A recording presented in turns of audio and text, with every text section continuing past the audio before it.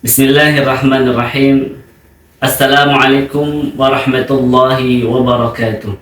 Alhamdulillah nahmaduhu wa nasta'inuhu wa nastaghfiruh wa na'udzu billahi min shururi anfusina wa min sayyiati a'malina may yahdihillahu fala mudilla lahu wa may yudlil fala hadiya lahu. Asyhadu an la ilaha illallah wahdahu la syarika lahu wa asyhadu anna Muhammadan abduhu wa rasuluh. Allahumma salli ala sayyidina Muhammad wa ala alihi wa ashabihi wa man tabi'ahum bi ihsanin ila yaumiddin, amma ba'du. Ayah bunda dan seluruh keluarga besar Yayasan Pendidikan Islam Terpadu yang dimuliakan Allah Subhanahu wa taala. Dalam menjalani kehidupan ini, baik kita sebagai orang tua, sebagai guru, apapun profesi kita, sesungguhnya ada satu hal yang kita membutuhkan penguatan. Di antara penguatan itu adalah bagaimana kita menjaga spiritual kita, menjaga ruhiyah kita, sebagaimana Rasulullah SAW, bahwa beban dakwah beliau ini begitu berat. Dan ini tidak mudah, hadirin yang dimuliakan Allah Subhanahu wa taala. Maka inilah yang menjadi pembahasan kita, bagaimana Allah Subhanahu wa taala menurunkan satu surat, yang surat ini nantinya menjadi kekuatan bagi Rasulullah SAW, yaitu surat Al-Muzammil. Dimulai di ayat yang pertama, Bismillahirrahmanirrahim. Ya ayyuhal muzammil, wahai orang-orang yang berselimut. Hadirin yang dimuliakan Allah Subhanahu wa taala, bahwasanya orang-orang musyrik mereka senantiasa berbuat bagaimana dakwah Islam ini berhenti. Ada satu tempat yang mereka buat, namanya Darun Nadwah. Pembesar Mekah, orang-orang kafir Quraisy, mereka berkumpul di satu tempat yang disebut dengan Darun Nadwah. Apa yang mereka bahas? Mereka membahas tentang bagaimana menghentikan dakwah Islam, memberikan julukan-julukan, labeling yang sesungguhnya tidak pantas untuk Rasulullah SAW. Ada yang mengajukan bahwa Nabi Muhammad adalah majnun, gila. Ada yang mengatakan sahir, tukang sihir. Ada lagi yang mengatakan kahin, dukun. Kan ada yang menyebut Rasulullah SAW syair, yaitu orang yang membuat syair.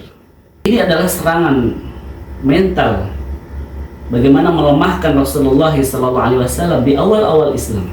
Maka Nabi dengan kondisi yang berat itu, beliau menutup diri beliau dengan selimut. Maka turun, ya ayyuhal muzammil, wahai orang yang berselimut. Qumil laila ila qalila, bangkitlah, bangunlah di waktu malam, illa qalila, kecuali sedikit. Artinya ada usaha yang harus dilakukan oleh Rasulullah SAW agar beban dakwah ini tidak berat, agar Allah berikan kelapangan pada diri Rasulullah SAW. Salah satu amalannya adalah bagaimana menguatkan spiritual ruhiyah Rasul. Dengan cara apa?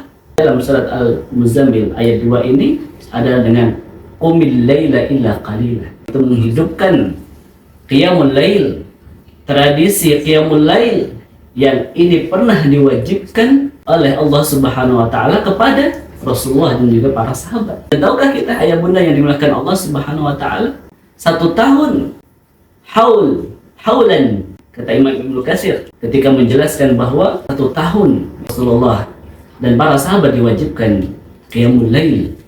Ada sahabat yang bernama Sa'id ibn Hisham bertanya kepada Aisyah ummul mukminin radhiyallahu anha kaitan tentang bagaimana qiyamnya Rasulullah SAW. Maka Aisyah radhiyallahu anha memberikan jawaban bahwasanya Allah Subhanahu wa taala pernah mewajibkan qiyamul lail selama 1 tahun. Inilah kekuatan, hadirin. Bagaimana tantangan kita sebagai orang tua, tantangan sebagai guru, dan tantangan sebagai dai, yang ini membutuhkan kekuatan spiritual. Bahwasanya akan ada hambatan, akan ada beban yang berat, Kalaulah bukan karena al-isti'anah billah, pertolongan kita kepada Allah Subhanahu wa taala, kita meminta pertolongan kepada Allah Subhanahu wa taala, maka hidup ini akan berat. Maka Bapak Ibu yang dimuliakan Allah Subhanahu wa taala, berapa lamanya? Dijelaskan di ayat yang ketiga, nisfahu aw inqus minhu qalilan aw zid alaihi warattilil qur'ana tartila. Gambarannya adalah bagaimana Rasul kita itu setengah malam lama qiyamul lailnya. Mulai malam dimulai dari waktu maghrib sampai sebelum azan subuh. Kalaulah malam dikatakan nisfahu, berarti bisa setengah 12, bisa jam 12, tergantung maghribnya jam berapa. Dan itu Nabi bangun, kemudian dilanjutkan dengan qiyamul lail.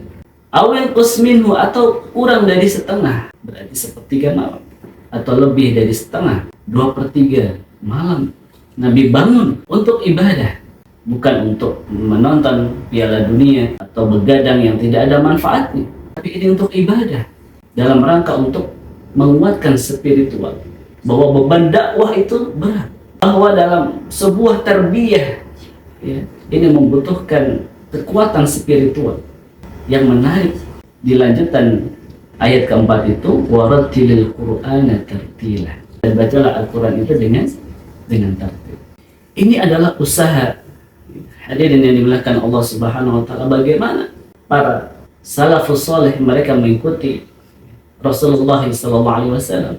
Bahkan digambarkan di dalam surat Ad-Dariyat, kanu qalilan minal laili ma yahja'un, sedikit mereka tidur. Bahkan di dalam surat As-Sajdah dijelaskan, tatajafa junubuhum 'anil madaji', lambung mereka jauh dari tempat tidurnya. Apa sebab? Bangun untuk qiyamul lail. Maka ketika kita ingin menjadi orang tua yang sukses, ketika kita ingin menjadi pendidik yang berhasil, ketika kita ingin menjadi siapapun yang selamat dunia dan akhirat, maka kuncinya adalah bagaimana membangun spiritual kita. Kekuatan rohiyah inilah yang nantinya akan menjadikan kemudahan-kemudahan yang Allah berikan kepada kita. Qad aflaha man tazakka wa dzakara asma rabbih fasalla. Sungguh beruntung orang-orang yang mencucikan jiwanya. Man tazakka, dengan apa? Wa dzakara asma rabbih fasalla, dengan terus mengingat Allah, menyebut nama Allah Subhanahu wa taala, fasalla, dan salat. Maka Aisyah Ummul Mukminin radhiyallahu anha sampai menggambarkan bahwa hatta infakhat aqdamuhum, sampai telapak kaki ya, Rasulullah juga para sahabat bengkak. Apa sebab? Karena lama berdiri. Kehadiran yang dimuliakan Allah Subhanahu wa taala, bahwa keberhasilan an-najah itu membutuhkan sebuah proses, membutuhkan semangat kita, al-jiddiyah, kesungguhan kita dalam membangun hubungan kedekatan kita dengan Allah Subhanahu wa taala. Maka semakin dekat hubungan kita dengan Allah, maka Allah Subhanahu wa taala akan semakin dekat hubungan dengan kita. Mudah-mudahan tausiah singkat ini sebagai program dari Yayasan Pendidikan Islam Terpadu Mutiara menambah semangat kita untuk terus menguatkan spiritual kita dalam rangka menjadi hamba Allah Subhanahu wa taala yang terbaik. Demikian, semoga bermanfaat. Alhamdulillah. Wassalamualaikum warahmatullahi wabarakatuh.